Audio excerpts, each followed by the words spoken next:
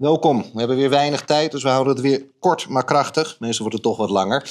Laat je graag weer een stuk zien wat we gemaakt hebben. Daaruit kan je concluderen, ja, wat kunnen we maken en zo niet. Hè? Dat kan inspirerend zijn, zeggen sommige mensen. Dit is een hele vette opdracht. Niet schrikken mensen, maar het is voor een vrijmetselaar. Ja. En dan gaat hij ook nog als debutant naar een bal in Wenen. Met heel veel andere vrijmetselaars. Dus dan gaan ze dan walsen lopen dansen. Nou, daar kan je speciale kleding ook voor laten maken. En het zit vol met unieke features. Understated confidence. Van een afstand lijkt het gewoon de smoking. Gaan we dichterbij kijken. Dan zie je echt een hell lot of shit, om het zo maar te zeggen. Heel document ook erbij. Dus dat is ook de moeite die je moet doen als een klant zijn opdracht plaatst. Om dat allemaal te verwerken. Alle technische mensen moeten dat ook doorhebben. Dat is best een klus. Vandaar dat bespoke tailoring, het echte ambacht, ook vaak uitsterft. Maar dat heeft ook gewoon te maken met heel veel technische mensen in ons vak. En overal die gewoon kansloos arrogant zijn en weigeren mee te doen met de tights. Dus je kan wel een goede kleermaker zijn. Betekent natuurlijk niet dat je een goede business hebt. Well, let's check it out. Dat was mijn visie op de wereld. Er zit hier een bowtie bij. Zogenaamde self-tie. Dus die moet je zelf strikken. Er zitten ook geen adjusters bij. Die stukjes plastic of metaal waarmee je hem toch nog een beetje kan smokkelen. Dit is echt voor die klant specifiek gemaakt. Ik vind het er niet uitzien. Deze maat is exact wat hij wil. Dat is wat we doen. Het ding moet 6,6 centimeter in de breedte zijn. Op zijn dunste punt 2 centimeter en 79. Well, let's have a look. Komt u mee, cameraman. Of dat gelukt is. Dus we zien hier hoe precies je je werk kan doen. Oké, deze maat moet 6,6 zijn. Waar is dat ding van gemaakt trouwens? Van zijde. Crossgrain spreek je het volgens mij uit. Dat is van die gestreepte ribbelzijde. Effing duur, vraag me niet waarom. Maar ik denk dat we hier een exacte 6,6 hebben. Oké, that's nice. Deze boy komt trouwens uit Bangkok. Dus dat zijn de jongens die je graag als klant wil hebben. 2 centimeter, exactement. En dan gaan we hier naar de 79, mag ik hopen. Van de hoek tot het eind. Dan zie ik dat die 78,5 is. Dan is het heel simpel. Dan gaan we er eens heel hard aan trekken met een stukje stoom. En dan pakken we dat er nog bij. Je hebt natuurlijk altijd een beetje live and let die. Het is een give and take erbij. Dus in principe is dat gewoon goed. Oké, dat gedaan. Gaan we door met de rest van dit kledingstuk. Want het zit echt compleet vol met features. Laten we die broek eens pakken. We kennen allemaal onze Nigeriaanse vriend uit Qatar wel. Of je nou echt iets met pakken doet of de boel oplicht, meneer Askoki, dat houden we maar in het midden. Ik heb mijn conclusies getrokken. Wat je hier ziet, dit is een gigantisch lange broek. Dus, dat is echt het high waist. De drape fit, dat is iets anders, maar oké. Die jongen voor wie dit gemaakt is, die komt dus uit Thailand, maar die boy die is langer dan ik ben.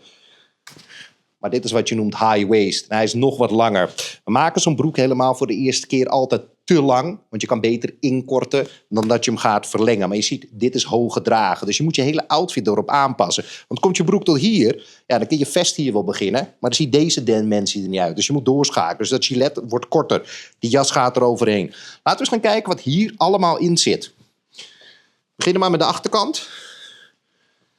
Specifieke fishtail heeft hij. Dus dat zijn die punten die omhoog gaan. Zitten bretelknopen in. Kan je op 2 manieren positioneren. Je kan ze of hier zetten of hier. Kunnen ook nog verplaatst worden tijdens het passen natuurlijk. Er zit achterop een gesp. Waarom? Geen idee. Dat is wat die jongen wil. Ik vind het helemaal niks. Maar ja, dat moet hij zelf weten. En zo spreken we altijd in mijn business. En sommige mensen vinden het moeilijk. Ik heb zelfs een 1-sterren review erover gehad. Dat is dat, ja, echte klankborden. En als je dat niet kan hebben, dan ben je niet echt authentiek. Dan moet je niet voor echt maatwerk gaan. Dan moet je gewoon lekker naar de Suit Supply, de OG's, de Melvin, de kwakzalvers gaan. En lekker daar een pak bestellen en doen alsof je maatwerk hebt, man. Hou jezelf lekker voor de gek. En dat is dan ook gewoon waar je terecht moet. Moet je niet bij mij zijn. Dan begin je te huilen. Goed, knoop voor bretels erin, anti-slipband. Die punten dus, die gesp die hier zit. En nu gaan we naar de echte fijne details. We kennen hem wel, meneer Connery, James Bond, Turbo en Esser. Zak in de naad. Al hier gemaakt. En dan zie je hier die bies die ook precies 2 centimeter is. En die klant, daar moeten we echt dichtbij gaan. Die wil dus dat die streep niet recht loopt, maar schuin naar voren gaat. Oké, dat kan. Als je dat wilt. Ik heb geen idee waarom je dat wilt. En dat is ook nice met deze man. Hij heeft scheid.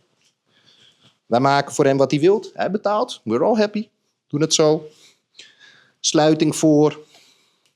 Tegenwoordig ook iets wat steeds meer mensen doen. De dubbele bandplooi en dan naar binnen toe. Hè? Want die jongen die is, weet ik veel, 60 kilo, bijna 2 meter. Dat is gewoon een twijg, letterlijke satéestok.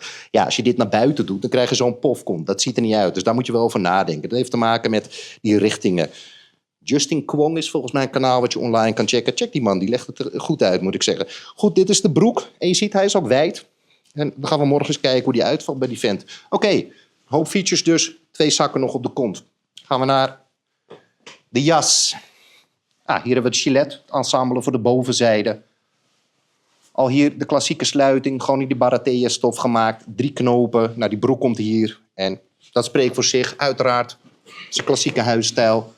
Bijna altijd die stof op de rug in plaats van een voering. Je bent geen kelner, dat wil je vooral bij zo'n bal niet. Hè. Je moet een beetje indruk maken op de elite des werelds. En de vrijmetselaars. Ik vind het altijd grappig dat mensen dan de meest wilde reacties hebben. Kinderoffers, weet ik veel wat. Ik heb geen idee waar mensen dat eigenlijk vandaan halen. Maar dat is hun eigen fantasie. Oké, gaan we naar die jas. Kijk ook hier weer. Die speciale zijde. Met die strepen schuin omhoog. Niet recht, niet schuin. Exact allemaal zo. Knoopsgat zoals hij dat wou. Een Barchetta zak die anders qua formaat is dan de wij hem normaliter zouden maken. De zijde hier is 2 centimeter. Hier ook een stukje eleganter. Ik moet zeggen, goede keus van die klant.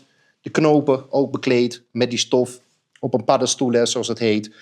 3 handgemaakte open knoopsgaten. Die zijn wel effing smooth gemaakt. Ik gebruik nu wat ander stiksel daarvoor. Een andere zijde. Dat is best wel raar eigenlijk. Zijde is eigenlijk het beste, maar sinds kort is het eigenlijk polyester geworden. Van Gutermann. Ja, dat is beter dan die zijde. Ziet er mooier uit, steviger. Looks effing sharp, om eerlijk te zijn weer. Goed, wat je hier ook ziet. Lange mantel. 1 knoop.